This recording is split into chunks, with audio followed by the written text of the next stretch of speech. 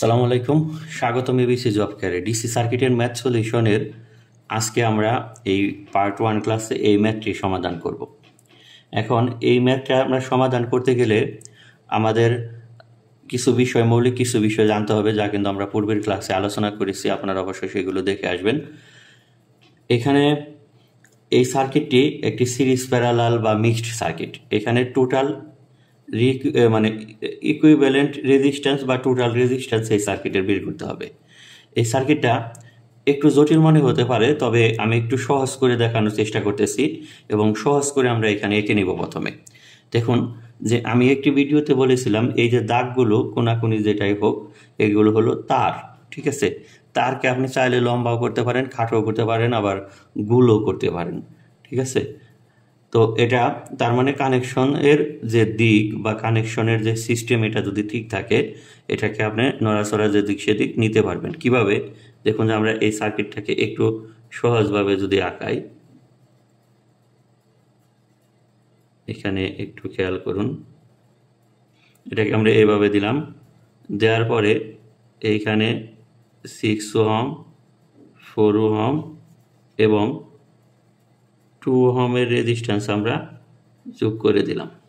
তো তার মানে এটা 2 আছে, 4, 8, এটা হলো 6 ওহম, 4 ওহম এবং 2 ওহম, এ বি। তো এইখানে বিষয়টা হলো যে এইখানে এই বিষয়টাতে আমরা অনেকেই ভুল করি এবং ভুল করবো, এটাই স্বাভাবিক, বরাবরই ভুল হয়ে থাকে। এই যে দাগটা, এই দাগটা কি? এই দাগটা কিন্তু একটা শর্ট পথ। যখন কারেন্ট এইখানে এসে শর্ট পথ পাবে, তখন কিন্তু কারেন্ট এইখানে তার কার্য সম্পাদন করবে, করে শর্ট পথটা পাওয়ার পরে সে কি করবে? এই দিকেও আর যাবে না এবং এগুলোতেও কোনো কাজ করবে না। সে কি করবে? সরাসরি তখন এই দিক দিয়ে এসে এই দিক দিয়ে এসে এই দিক দিয়ে এসে চলে আসবে এই 2 ওহমের মধ্য দিয়ে। তার মানে এটা হলো আমাদের একটি শর্ট পথ কারেন্টের। এটা যদি শর্ট পথ হয়, তার মানে তখন আমাদের কিন্তু এই রেজিস্টারগুলো এবং এই রেজিস্টারগুলো কোনো কাজ করবে না। তখন আমাদের সার্কিটটা কি হয়ে যাচ্ছে দেখুন, যে তখন আমাদের এই সার্কিটটা, এটা হলো 1 নাম্বার কন্ডিশন, 2 নাম্বার, 3 নাম্বার আমরা আসি।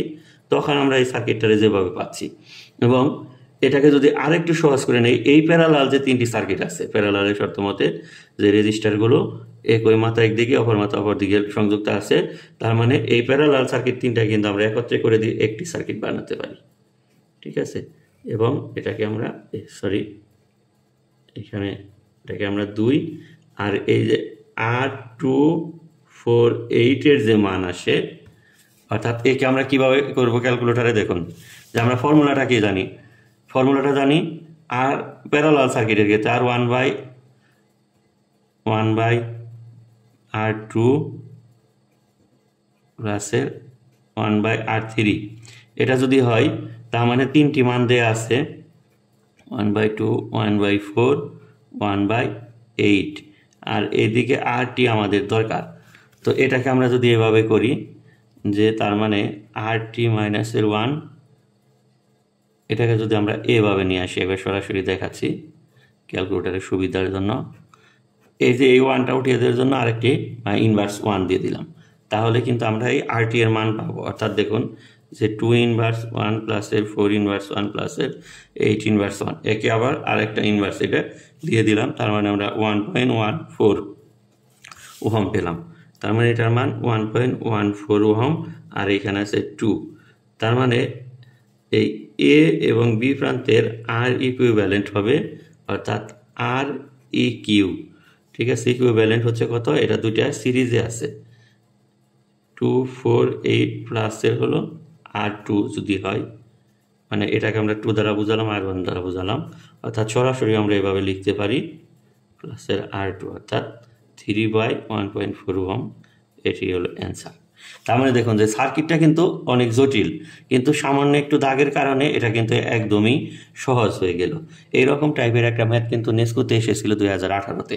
ঠিক আছে, তো এটা 9 মার্কের ছিল। অনেকেই বুঝেনি, ভুল করার কারণে অনেকেই আর কি মানে চাকরি পরীক্ষায় টিকতে পারেনি, কারণ 9 মার্ক কিন্তু অনেক সংক্ষিপ্ত। আমরা সেটা দেখাবো আপনাদের ম্যাথ নেক্সটে। তো তাহলে দেখুন যে এই ম্যাথগুলো যদি আমরা একটু মাথা খাটি এবং চর্চা করি, তাহলে কিন্তু এগুলো সমাধান করা অবশ্যই সহজ হয়ে দাঁড়ায়। তো আজকের মতো এখানেই বিদায় নিচ্ছি। সবাই ভালো থাকবেন। আল্লাহ হাফেজ।